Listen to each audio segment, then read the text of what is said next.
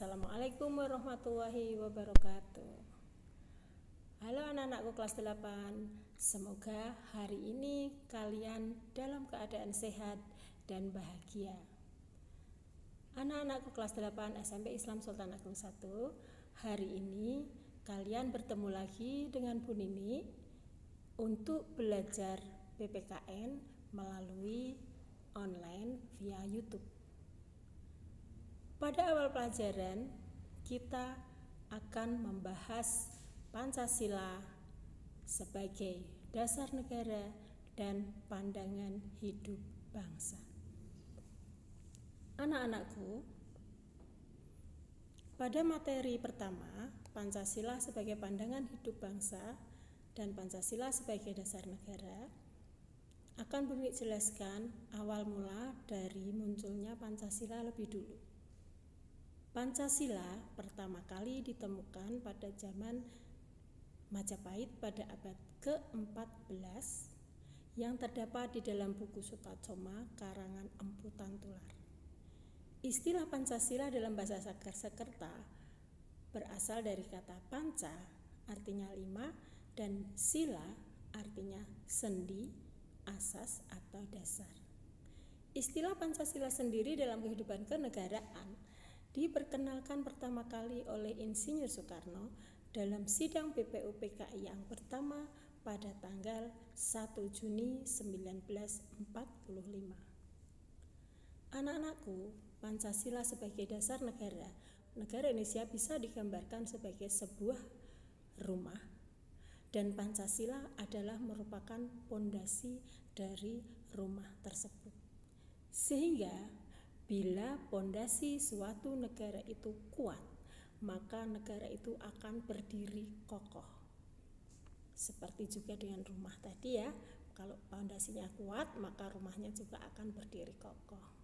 Pancasila berkedudukan sebagai dasar negara, termaktub dalam pembukaan Undang-Undang Dasar Negara Republik Indonesia tahun 1945 dalam alinea keempat. Ditegaskan pula di dalam UU nomor 12 tahun 2011 tentang pembentukan peraturan perundang-undangan. Di sana dicantumkan bahwa Pancasila merupakan sumber dari segala sumber hukum. Selain itu anak-anakku, Pancasila juga sebagai dasar bagi penyelenggaraan negara. Bu Nini lanjutkan. Pancasila sebagai pandangan hidup bangsa.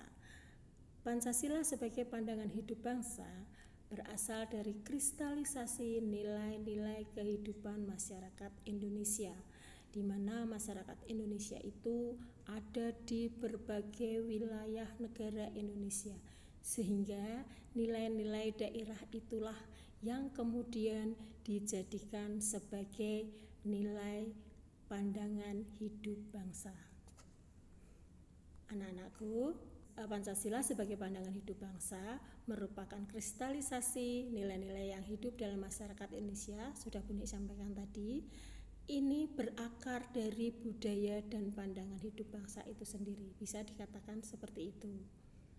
Pandangan hidup yang dimiliki bangsa Indonesia bersumber dari budaya dan nilai-nilai religius yang diyakini oleh bangsa Indonesia.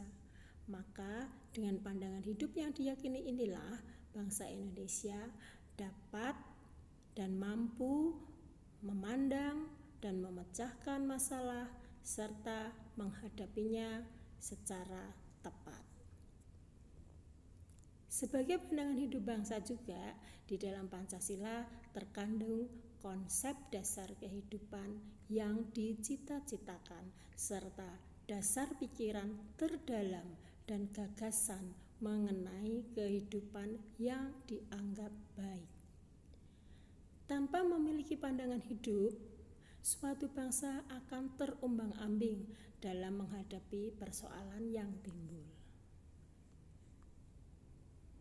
Dalam hal ini pandangan hidup bangsa bisa kita lihat dari dua sisi, yaitu pandangan hidup bangsa dilihat dari sisi subjektif dan Pancasila sebagai pandangan hidup bangsa dari sisi objektif.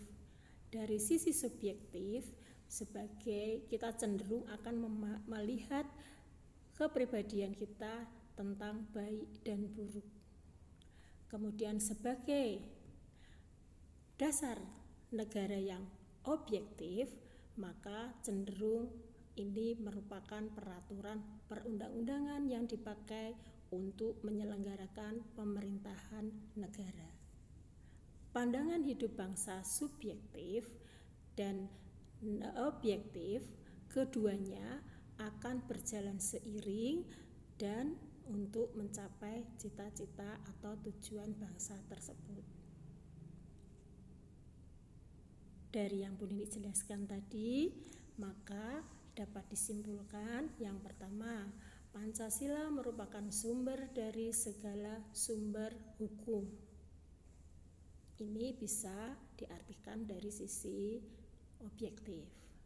Kemudian kedua, kedudukan Pancasila sebagai dasar negara terdapat dalam pembukaan Undang-Undang Dasar Negara Republik Indonesia tahun 1945 alinea keempat.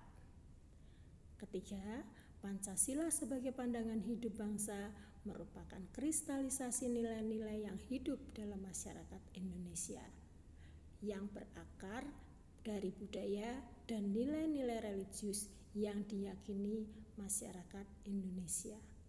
Dan yang terakhir, tanpa memiliki pandangan hidup, suatu bangsa akan terombang-ambing dalam menghadapi persoalan yang timbul. Demikian anak-anak, penjelasan Bu Nini untuk materi kali ini.